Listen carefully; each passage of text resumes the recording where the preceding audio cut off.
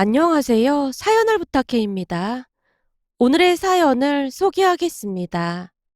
상견례를 끝낸 다음날 고모가 집으로 들어와서 엄마에게 폭풍 질문을 했어요. 올케, 상견례는 어땠어? 예비 사돈 양반들 괜찮았어? 예, 나빠 보이진 않더라고요.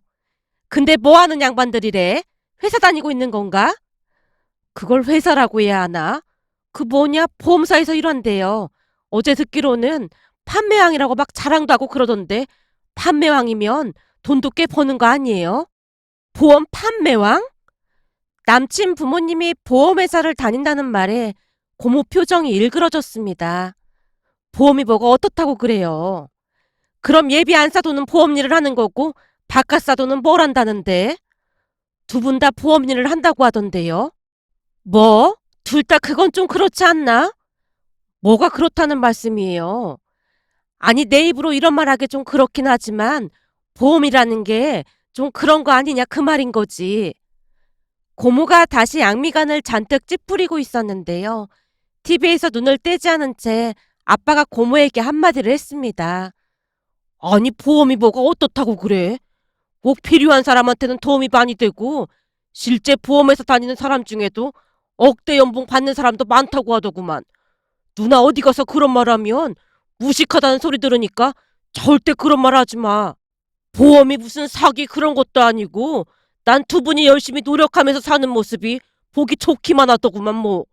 나도 비하하거나 그럴 의도는 아니었어. 전에 보험회사 다니던 내 친구가 사기를 쳐서 난리가 난 적이 있었다 보니까 그 뒤부터는 보험사 다니는 사람들이 좋게 보이질 않더라고.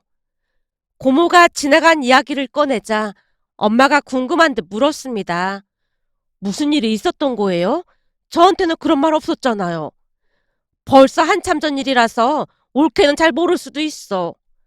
대체 무슨 일이 있었는데 사기라는 말까지 하는 거예요? 말도 마. 그때 걔 이름이 장옥순이었거든. 남편이 갑자기 사고로 세상을 떠나서 보험 일을 시작했다는데 친구들한테 보험 들어달라고 울고불고 어찌나 호소를 하던지 딱 해서 다들 하나씩 들어줬거든. 근데 보험 들어준 게 왜 사기라는 거예요? 우선 들어봐. 그 옥순이가 말이야. 그걸 몰래 빼돌렸다지 뭐야. 아니, 보험비가 자동 이체가 되는데 그걸 어떻게 빼돌려요? 그때가 한참 전 일이니까 그게 가능했어. 암튼 어떻게 한 건지는 모르겠는데 그걸 빼돌리다가 어느 날 들통이 났다는데 그 뒤 잠적해서 난리가 났었어. 그래서 못 찾은 거예요? 못 찾긴 왜 못 찾아. 찾아서 나중에 감옥까지 갔는데 그때 그 일 있고 나서는 보험 판다고 하면 영 믿음이 안 가더라고. 고모가 사연을 털어놓고 있자 아빠가 다시 입을 열었어요. 그건 사람마다 다른 거지. 다 똑같이 생각하면 안 되는 거지.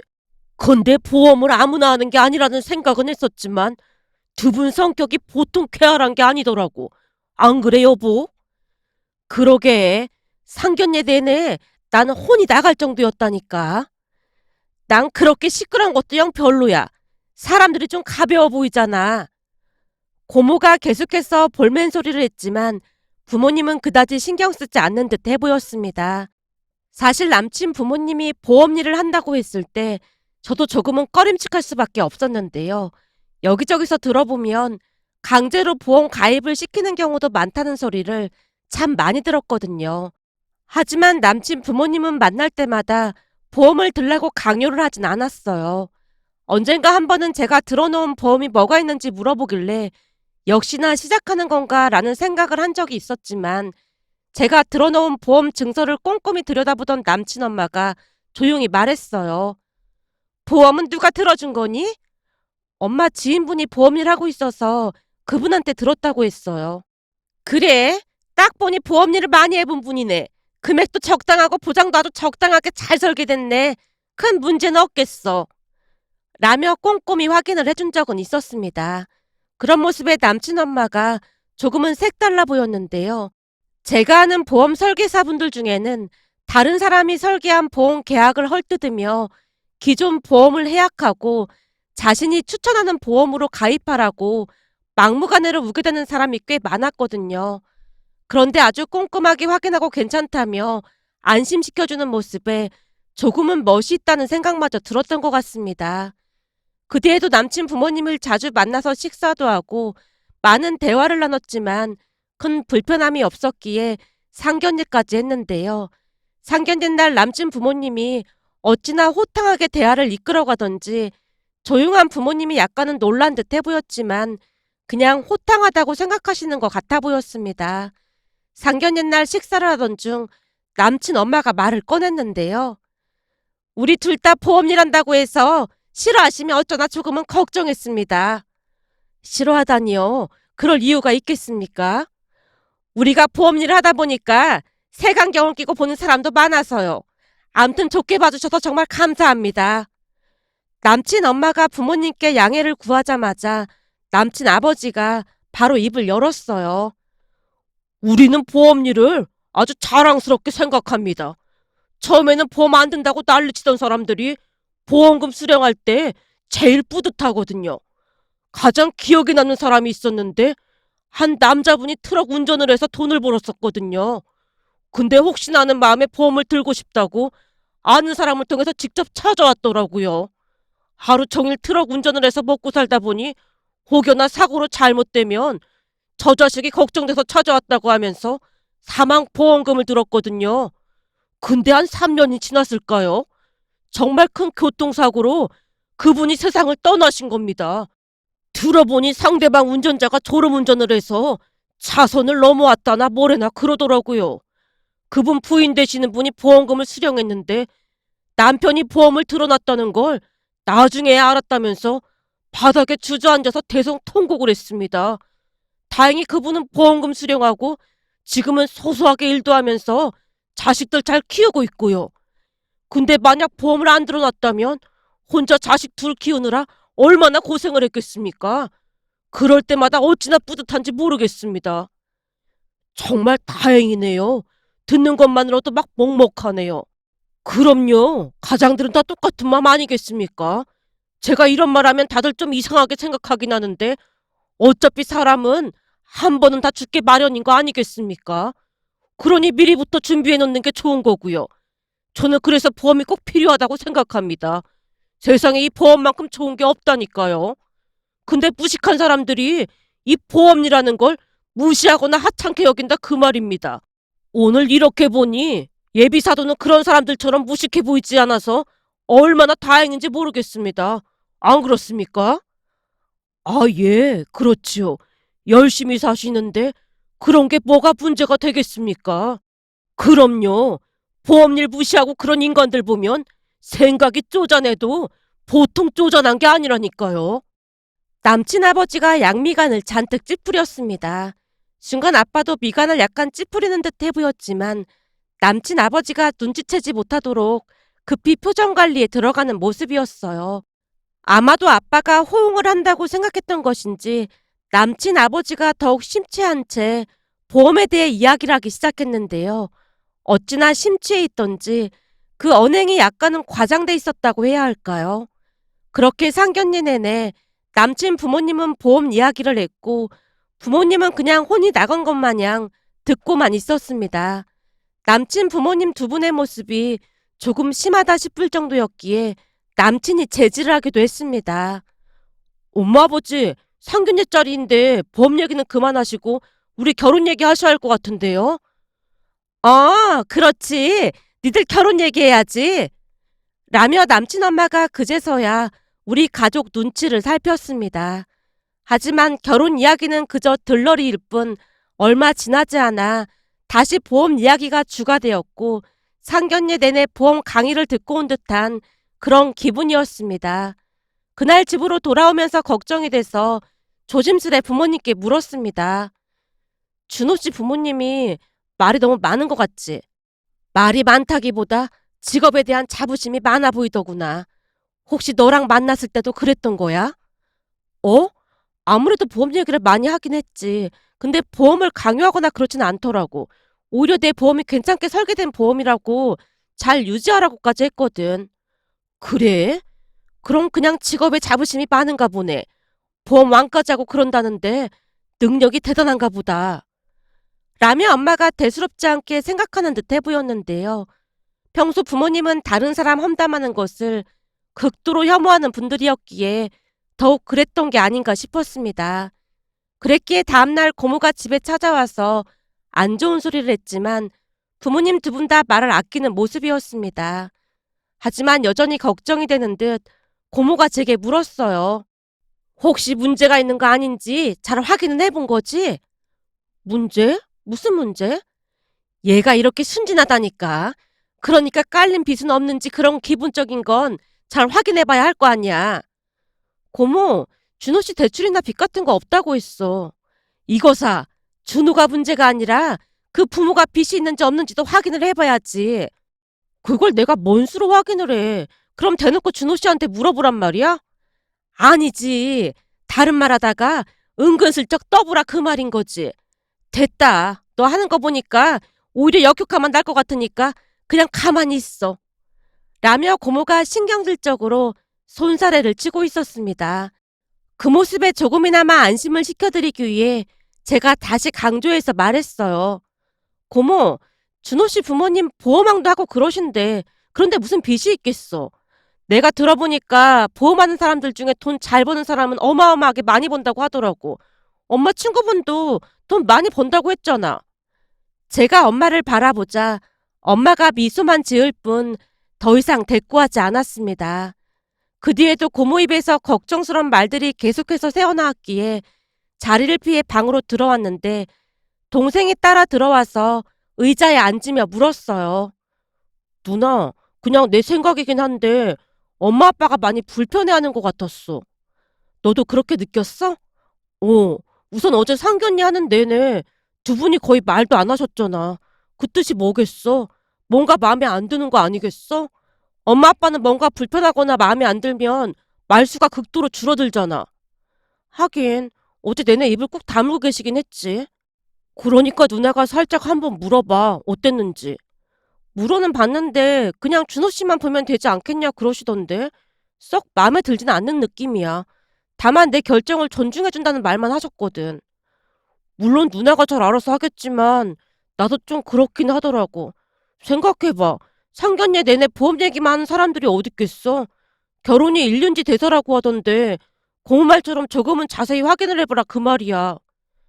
동생이 당부를 하고 방을 나서는 모습에 이상하게 불안하기도 하고 스멀스멀 두려움이 밀려왔습니다. 하지만 그 뒤 남친에게 이것저것 자세히 물어봤지만 큰 문제는 없어 보였기에 별일 없을 것이라 제 자신을 합리화시키고 말았는데요. 그렇게 얼마나 지났을까요? 어느 날 아빠가 다급한 목소리로 전화를 걸어왔어요. 민지야, 너 지금 빨리 외갓집으로 와야겠다. 외갓집은 왜? 외할머니께서 돌아가셨어. 뭐? 할머니께서 갑자기 왜? 제가 물었지만 빨리 내려오라는 말만을 하고 아빠가 전화를 끊었습니다. 급히 회사에 얘기를 하고 동생에게 전화를 해서 물었어요. 아빠 전화 받았어? 누나. 내가 지금 누나 회사 근처로 가고 있으니까 기다리고 있어. 내 차 타고 같이 내려가자. 나 지금 누나네 회사 근처에 다 와가. 떨리는 마음을 진정시키며 동생을 기다렸고 잠시 후 동생 차를 타고 외갓집으로 내려가던 중 동생에게 물었어요. 나 며칠 전에도 할머니랑 통화했었는데 이게 말이나 되는 소리야? 삼촌 말로는 갑자기 쓰러지셨다나 봐. 근데 오늘따라 집에 혼자 계시는 바람에 늦게 병원으로 모신 것 같아. 하필이면 숙모도 아파서 병원에 갔었다고 하더라고. 운전을 하던 동생이 눈물을 훔치고 있었는데요. 바로 며칠 전에도 할머니와 통화를 했었기에 도무지 믿어지지가 않았습니다. 문득 며칠 전 할머니와 통화했던 것이 떠올랐습니다. 민지야, 할미 보러 언제 올 거야? 할미가 너 좋아하는 수정과 해놓을 테니까 한번 내려와. 알았어. 곧 내려갈게. 근데 할머니 어디 아픈 데는 없는 거지? 그때 내가 보낸 홍삼은 잘 챙겨 먹고 있는 거지? 당연하지. 누가 준 건데 이 할미가 아주 잘 챙겨 먹고 있지. 근데 요새 꿈자리가 영 요상스러우니까 조심해서 다녀. 꿈자리가 요상스럽다니? 할머니 꿈 잘 맞잖아. 그냥 네 할아버지가 자꾸 나와서 할미 손을 잡고 어딜 가자고 하는 게 영 이상하잖니. 근데 어찌나 환하게 웃고 있던지 영 요상스럽다 그 말이야. 할아버지가 웃고 있었다면서 근데 뭐가 요상스럽다는 말이야? 너도 알다시피 네 할아버지 맨날 아파서 골골대고 인상만 쓰고 있었잖아. 근데 어찌나 환하게 웃고 있던지 네 할아버지가 만나 몇 번이나 확인해봤다니까. 그래서 가만히 생각해봤더니 이 할미를 데리러 오려고 그러는 건가 싶은 생각도 들고 그러더라니까. 할머니, 무섭게 그런 말을 하고 있어. 무섭긴 뭐가 무서워. 할미 나이쯤 되면 서서히 저승 갈 준비도 하고 그러는 거야. 암튼 보고 싶으니까 한번 내려와. 그렇게 할머니와 한동안 통화를 했었는데 그랬던 할머니를 더 이상 볼 수가 없다는 게 도무지 믿어지지 않았습니다. 또한 할머니 꿈에 나왔다던 할아버지가 떠올랐고 정말 할아버지께서 마중을 나오신 건가 하는 생각으로 머릿속이 복잡하기만 했어요. 그러던 와중에 남친에게 전화가 걸려왔고 제가 상황을 말해줬는데요. 남친이 장례식장 위치를 보러 왔기에 문자로 남겨주겠다고 했습니다. 그런데 그 뒤 기가 막힌 일이 일어날 줄 누가 알았겠습니까? 잠시 후 내려갔더니 다급히 장례식장을 마련한 모양으로 분주한 모습이었습니다. 그 와중에 저를 보자마자 외숙모가 대성통곡을 했어요. 어머니께서 우리 민지 좋아하는 수정과 만들어야 한다고 그랬는데 이를 어쩌면 좋니 그래. 이게 다 내 잘못이야. 그동안 올케가 엄마를 얼마나 극진히 모셨는지 다 아는데 올케 그런 말 하지 말어. 올케도 아파서 병원에 갔었다며. 감기 몸살로 열이 너무 많이 나지 뭐예요. 진통제 먹고 버티다가 도저히 안 되겠어서 잠깐 병원 간 사이에 일이 됐지 뭐겠어요. 하늘도 무심하시지. 세상에 이런 원통한 일이 어디 있겠어요. 외숙모가 통곡을 하다가 실신까지 했기에 가족들이 다시 한번 혼비백산했는데요. 외할머니와 외숙모 사이는 친모녀 사이라고 해도 전혀 이상하지 않을 만큼 사이가 좋았습니다. 외할머니는 친딸인 엄마보다도 며느리인 외숙모를 더 믿고 의지했거든요. 외할머니와 외숙모의 인연도 예사롭지 않았는데요. 새엄마 밑에서 고생하던 외숙모를 외할머니가 데리고 와서 며느리 삼았다고 했으니까요.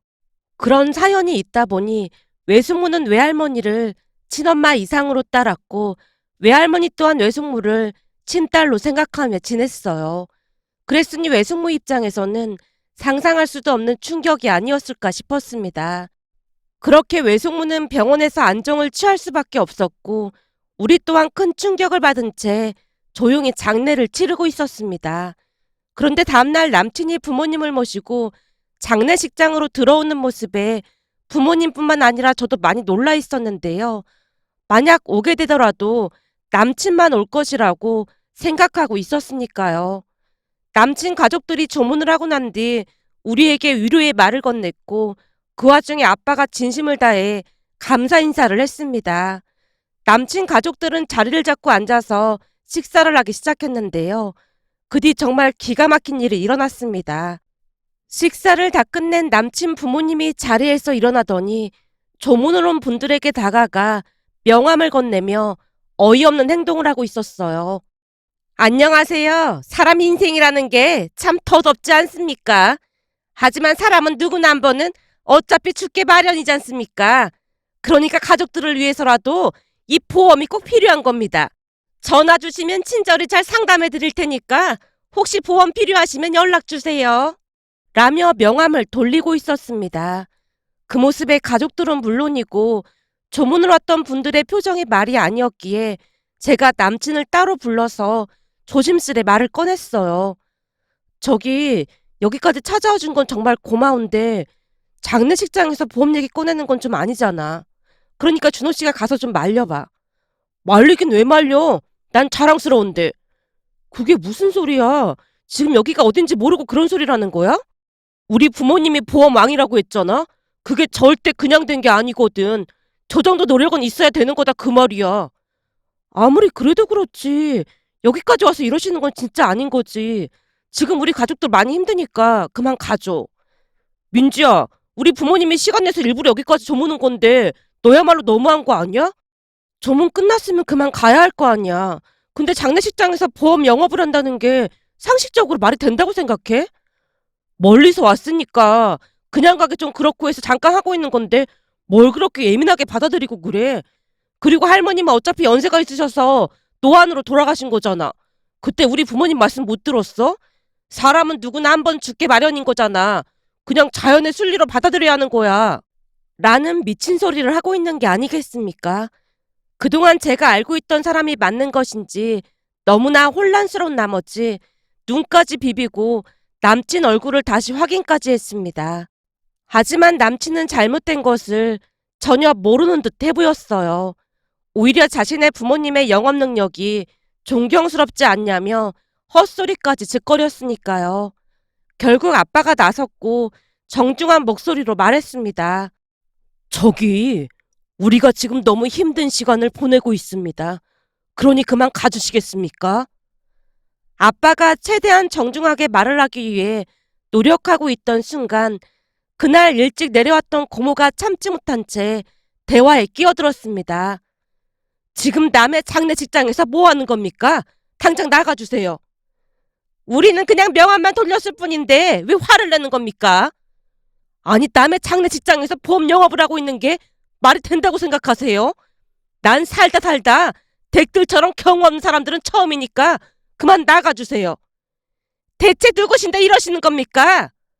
난 민지 고무되는 사람입니다. 더 이상 소란 피우지 말고 그만 가주세요.